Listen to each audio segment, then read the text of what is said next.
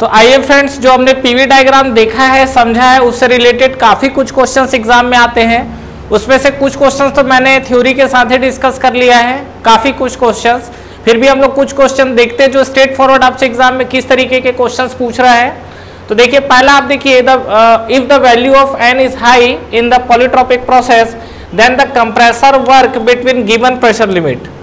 ठीक है, तो compressor work between given pressure limit, ये तो आपका पहला चीज। दूसरा, इस क्वेश्चन को देखिए, ये दोनों क्वेश्चंस को साथ में लिखा गया है क्योंकि दोनों क्वेश्चन बहुत ज्यादा कंफ्यूजन करता है। ये क्या बोल रहा है, minimum work in compressor is possible when the value of adiabatic index is equal to. अब इसको हम लोग समझते हैं कि ये चीजें क्या क्या लिख रहा है और क्या क्या बोल रहा है। तो पहले तो आप आंसर बता दो, तो उससे पहले आपको वीडियो पॉज करना है, सॉल्व करना है। सॉल्व करने के बाद आप आंसर देखो, ठीक है, एटलीस्ट ट्राई करिए। बाकी हम लोग आते हैं अब क्वेश्चंस पे। क्या बोला हुआ है कि if the value of n is high in the polytropic process then the compressor work between given pressure limit will be. मतलब आप जैसे जैसे एन की वैल्यू को राइज कर रहे हैं, एन की वैल्यू बढ़ रही है, आपका कंप्रेसर वर्क क्या होगा बिटवीन गिवन प्रेशर लिमिट।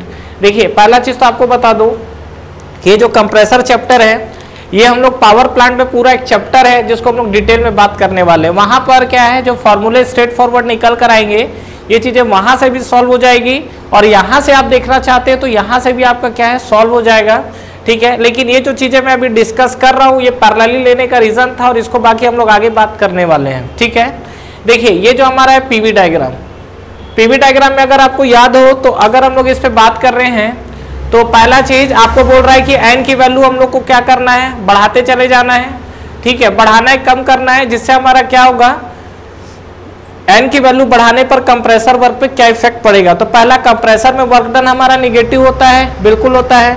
तो अगर कंप्रेशन है तो कंप्रेशन के लिए आपको पीवी डायग्राम याद है, कैसा बना था, this is the constant volume process and this is the constant pressure process, याद है। इसके बाद हम लोग जैसे जैसे आगे बढ़ रहे थे तो कांस्टेंट वॉल्यूम पे एन की वैल्यू क्या मिली थी आपको, ये कांस्टेंट प्रेशर पे एन की वैल्यू आपको क्या मिला था, 0, और कांस्टेंट वॉल्यूम पे एन की वैल्यू आपको क्या मिला था, ये आपको मिला था इन्फिनिटिव। तो ये आपका 0 से क्या हो जाएगा, यहाँ पे देखोगे तो n इक्वल टू 1 आया हुआ है। फिर यहाँ से आगे जाओगे तो n इक्वल टू क्या आया हुआ है, जो आपका n मिलता है, और यहाँ पर फिर n इक्वल टू क्या आया हुआ है, गामा। ठीक है, अच्छा, दूसरा चीज हमने ये भी देख चुका है कि पीवी डायग्राम के बीच का एरिया वर्क डन शो करता है। तो एक चीज ध्यान रखिएगा कि ये जो हमने इसको हॉरिजॉन्टल एक्सिस पे जो प्लॉट किया था वो आपका क्या होता है, क्लोज सिस्टम को रिप्रेजेंट करता है, और जो वर्टिकल एक्सिस पे प्लॉट होता है वो हमारा ओपन सिस्टम का वर्क डन शो करता है। इसके बारे में हम लोग आगे डिटेल में बात करने वाले हैं। जैसे अभी हमने जो निकाला, देखो P इंटू डीवी निकाला हुआ है ना, तो ये आपका क्या है, ये आपका क्लोज सिस्टम का वर्क डन है। ठीक है, और इसी को अगर बात करोगे माइनस ऑफ VdP आता है, that is the open system work done. ठीक है, तो ये आपका कंप्रेसर की बात कर रहा है। मैं फिलहाल ये फर्स्ट वाले क्वेश्चंस को सॉल्व कर रहा हूँ। तो यहाँ पर आप देखो n की वैल्यू बढ़ा रहे हो तो V into DP open system compressor है आपका। तो इसको आपको चेक करने के लिए क्या करना पड़ेगा, ये हमेशा आपका डीपी आ रहा है ना, तो आपको वर्टिकल एक्सिस पे प्रोजेक्ट करना पड़ेगा। तो इसको उठा के हमने क्या किया, वर्टिकल एक्सिस पे प्रोजेक्ट कर दिया, ये देखो। ठीक है, तो हम लोग यहाँ पे दो प्रोसेस, देखो गिवन प्रेशर लिमिट बोला है ना, तो एक आपका इस लाइन पे प्रेशर ले लो, तो ये मान लो प्रेशर आपका P1 है और ये आपका प्रेशर P2 है।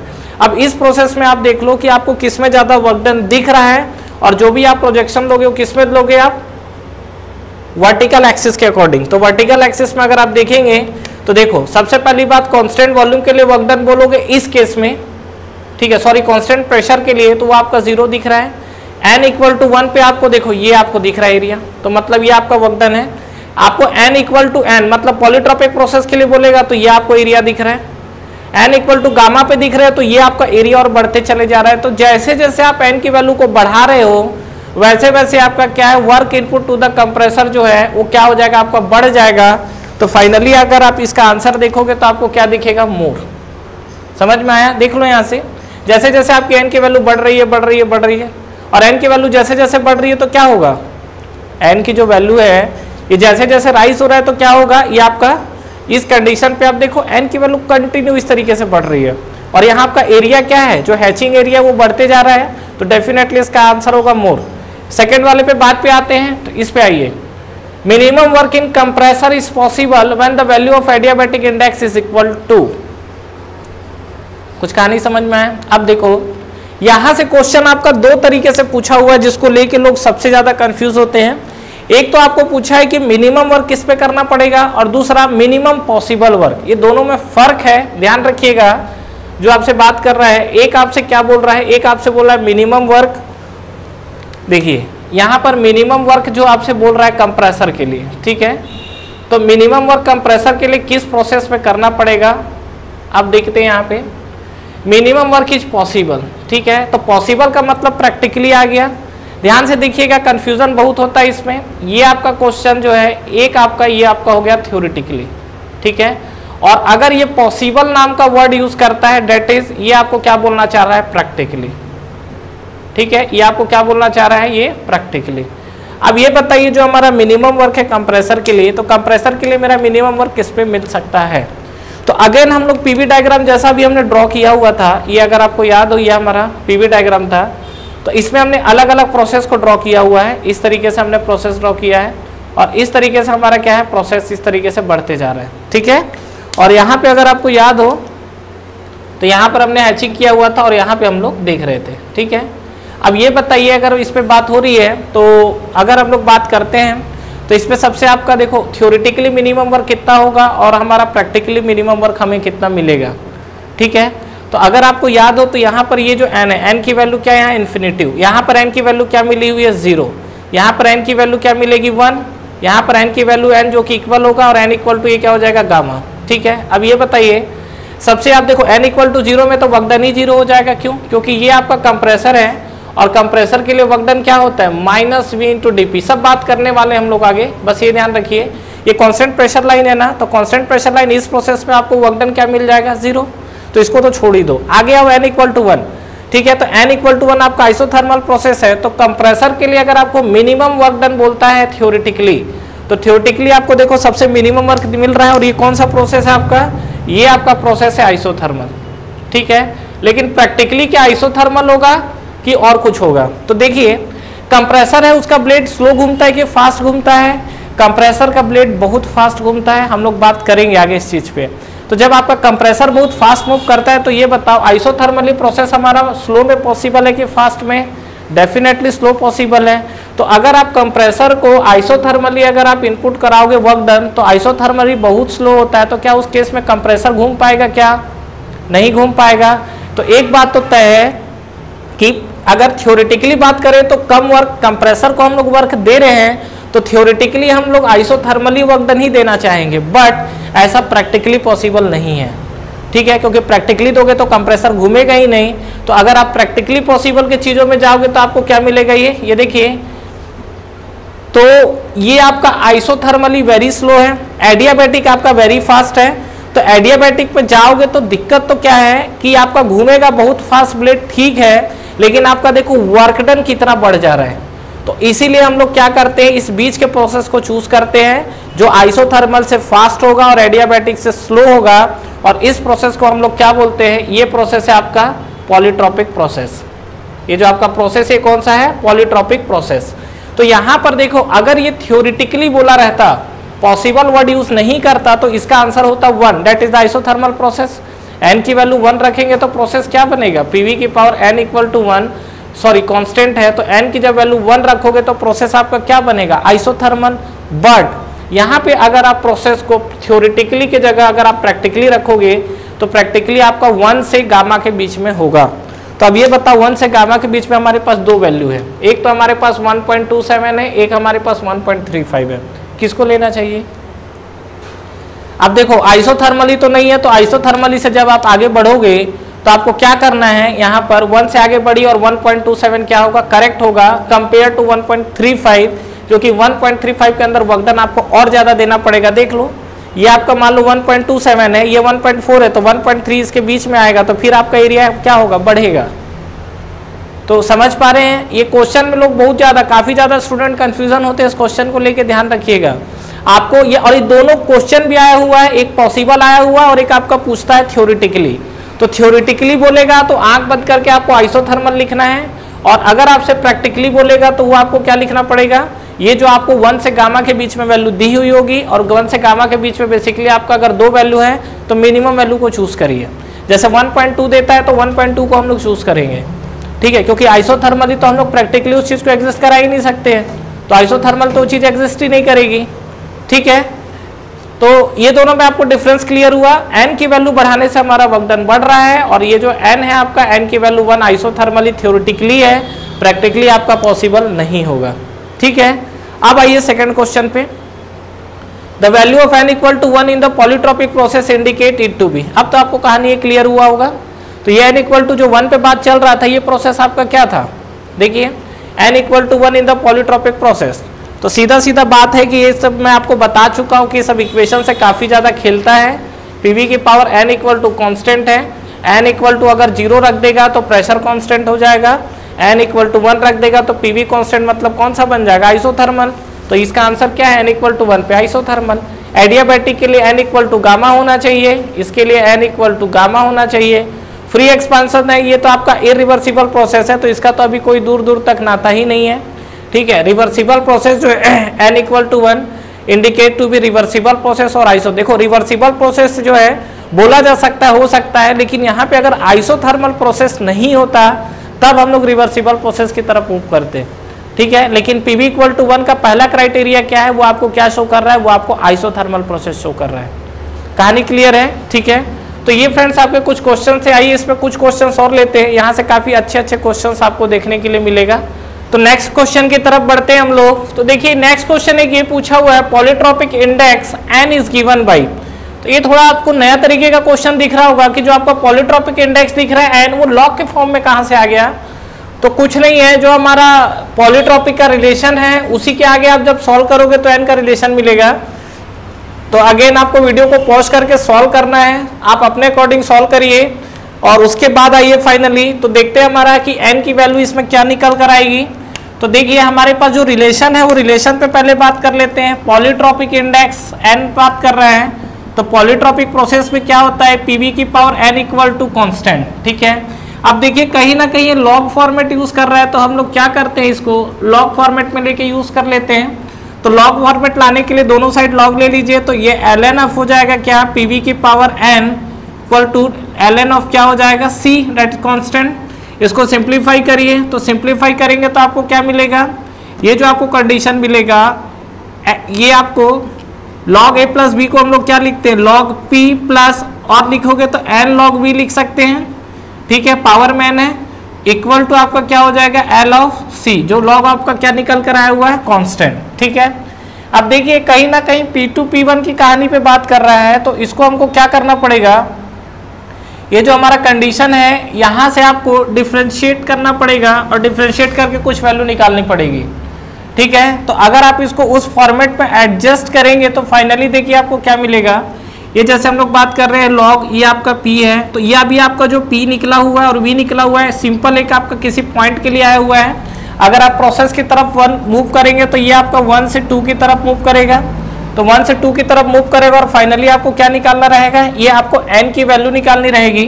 तो अगर आप देखेंगे तो इसके साथ क्या हो जाएगा? देखो लॉग कांस्टेंट है, तो इसको आप साइड कर दो अभी, तो फाइनली आपके पास क्या बचेगा? log of p plus n into log of v equal to आपको क्या मिला? 0। और जब आप n की वैल्यू निकालेंगे तो ये आपको मिलेगा n into ln of v equal to minus of ln of p।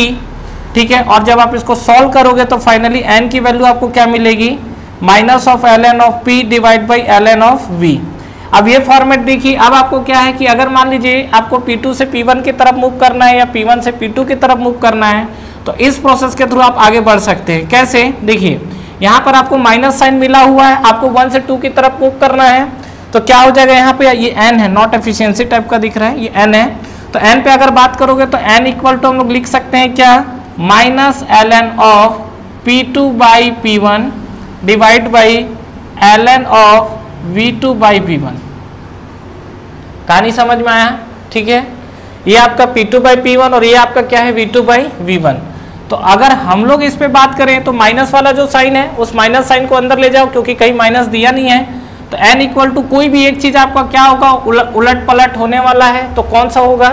मान लो इसी को हम लोग कर देते हैं, तो ये आपका हो जाएगा ln of p1 by p2 divide by ln of v2 by v1। ठीक है, तो ये आप देखो कि ऑप्शन आपका किस पे मैच कर रहा है?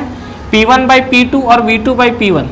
देखो तो v2 बाई v1 ये तो आपको नीचे कहीं दिख ही नहीं रहा है, हाँ, P1/P2 वाला कहानी है, तो एक काम करिए, देखो नीचे आपका V1/V2 वाला ही फॉर्मेट आ रहा है, तो ये वाला माइनस का साइन आप इसमें मल्टीप्लाई ना करके नीचे वाले में मल्टीप्लाई कर दीजिए, तो आपको जो मिलेगा ऑप्शन वो क्या मिलेगा, ये जस्ट मैं ऑप्शन को एडजस्ट करने के लिए कर रहा हूँ, तो ये आपका ln ऑफ P2/P1, ये तो यहाँ तक ठीक है, लेकिन इस माइनस को जब नीचे आएंगे तो ln ऑफ क्या मिलेगा आपको, V1/V2। अब देखिए कौन सा ऑप्शन मैच कर रहा है आपको, ln of P2/P1 divide by ln of V1/V2, ठीक है, तो ये वाला ऑप्शन आपका मैच कर रहा है, तो ये आपका ऑप्शन ए आएगा। ये जो यहाँ से मैंने 1 और 2 को लेके उठाया हुआ है वो कुछ नहीं, आपका जो प्रोसेस 1 से 2 तक जो चेंजेस हो रहा है, तो जब आप चेंजेस करोगे, डिफरेंशिएट करोगे फाइनली, एक्चुअली वो लेंदी हो जाता है इसलिए मैं नहीं कर रहा हूँ, जैसे आपका ये मान लीजिए, तो आप finally log of P2 minus log of P1 तो लिखेंगे ही ना, ठीक है, तो log, ये जो आप जब log वाला फॉर्मेट यूज करेंगे तो इसको हम लोग क्या लिखते हैं, इसको हम लोग लिखते हैं log P2/P1, इसी चीज को हमने यहाँ पे डायरेक्ट लिखा हुआ है, ठीक है। तो ये आपका n की वैल्यू है, कुछ अलग तरीके का क्वेश्चन दे दिया है जिसके थ्रू आपको ये दिख रहा है, तो इसमें आप देखेंगे तो पॉलीट्रॉपिक इंडेक्स n जो है वो log के फॉर्मेट में आपको कुछ इस तरीके से दिखेगा, ठीक है। चलिए नेक्स्ट हम लोग आगे बात करते हैं, log p या अपने n log b minus log p, ठीक है। अब ये देखिए क्वेश्चन, ये जो आपको क्वेश्चन है, इस तरीके के काफी सारे क्वेश्चंस पूछा हुआ है, मैंने जस्ट एक क्वेश्चन उठाया हुआ है, तो सीधा सीधा आपसे पूछ दिया है क्या है कि इसमें आपका जो फिगर है प्रोसेस सी क्या रिप्रेजेंट कर रहा है, बताइए क्या होगा। तो पहले तो आप ये प्रोसेस को क्लासिफाई कर लो, ध्यान देना ये पीवी डायग्राम है, ऐसा टीएस डायग्राम के साथ भी हो सकता है, तो अभी हमने केवल पीवी पढ़ा है, टीएस हम लोग आगे पढ़ेंगे। तो ये अगर आप पीवी डायग्राम पे बात करोगे तो ये जो आप देखो, ये आपका कौन सा प्रोसेस है, ये आपका कांस्टेंट प्रेशर है, this is the constant pressure process, कहानी क्लियर है। ये अगर आप देखोगे तो ये आपको क्या दिखेगा, this is the constant volume process, तो कांस्टेंट प्रेशर है तो यहाँ n की वैल्यू क्या मिलती है, और कांस्टेंट वॉल्यूम पे n की वैल्यू क्या मिलती है बताओ। कांस्टेंट प्रेशर पे n की वैल्यू मिलती है 0, कांस्टेंट वॉल्यूम पे n की वैल्यू मिलती है इन्फिनिटिव, कहानी क्लियर है। अब हम लोग बात करते हैं b और c को लेके, तो ये n इक्वल टू 0 है, नेक्स्ट n इक्वल टू 0 से जब आप आगे बढ़ोगे तो आपको अगला प्रोसेस क्या दिखेगा, हम लोग याद आ रहा है कुछ क्या, ये ऐसा प्रोसेस n इक्वल टू 0, फिर isothermal, polytropic, adiabatic, constant volume, ये n इक्वल टू क्या था n, ये n इक्वल टू n, और ये n इक्वल टू गामा, और n इक्वल टू इन्फिनिटिव, याद आया। तो यहाँ पर हमारा n इक्वल टू 0 तक तो ठीक है, बात है ये दोनों प्रोसेस का। अब ये दोनों प्रोसेस में ये देखो n इक्वल टू 0 से आप आगे बढ़ोगे तो ये आपको क्या दिखेगा, दे n इक्वल टू 1, और जब आप आगे बढ़ोगे तो क्या दिख रहा था, n इक्वल टू n, और एक और ग्राफ नहीं दिया तो n इक्वल टू गामा इसके बाद आता, ठीक है। तो आपको पूछा हुआ है प्रोसेस सी क्या रिप्रेजेंट कर रहा है, आइए देखते हैं। पहले आइसोबैरिक तो होगा नहीं, वो ग्राफ ए है, आइसोबैरिक जो है ये ग्राफ ए रिप्रेजेंट कर रहा है। आइसोकोरिक कांस्टेंट वॉल्यूम ये कौन रिप्रेजेंट कर रहा है, ये कर रहा है आपका ग्राफ डी रिप्रेजेंट कर रहा है ये, ठीक है। आगे बढ़िए, आइसोथर्मल, आइसोथर्मल जो रिप्रेजेंट कर रहा है ग्राफ बी रिप्रेजेंट कर रहा है। अब बात करते हैं सी का, तो देखिए यहाँ पर एक ही प्रोसेस मेंशन है, तो सी आपका पॉलीट्रॉपिक भी हो सकता है और एडियाबैटिक भी हो सकता है।